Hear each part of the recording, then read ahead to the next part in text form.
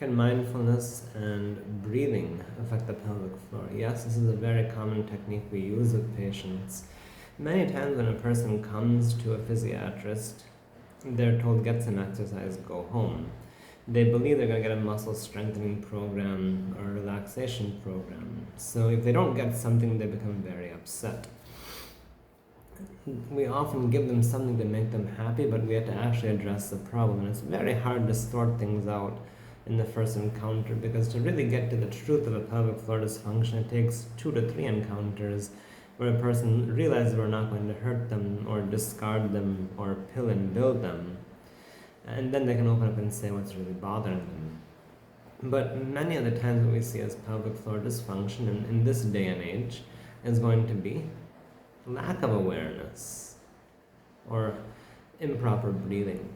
So one of the things we do is, yes, deep breathing or belly breathing or diaphragmatic breathing. And the simplest answer to this is, why does this even work? Is because what we see as pelvic floor dysfunction can be a stress response. Now, stress in the medical terminology is overactivity of the sympathetic nervous system, the fight and flight system. What we want to do is activate the parasympathetic system, the relaxed state, calm, peaceful state. Many people don't breathe properly. When they don't breathe properly, what they're doing is every time they breathe in, their belly pops out and they collapse.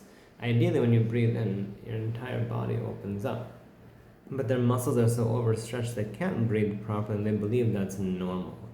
So when you train a person to do diaphragmatic breathing, with time, depending on how long they've been breathing wrong, we can eventually get them to breathe properly. When they can breathe properly, the pelvic floor will start to move with the abdominal muscles as they breathe. And as the pelvic floor muscles move with the abdominal muscles during breathing, they get the relaxation they've always needed. Otherwise, they're continuously being held in a state of being overstretched. And then they have to work harder to get back to hold the abdominal contents in. So breathing not only fixes the nervous system issues, provided the nervous system is normal, but it also fixes the muscular issues and the proper mechanics of how the body works.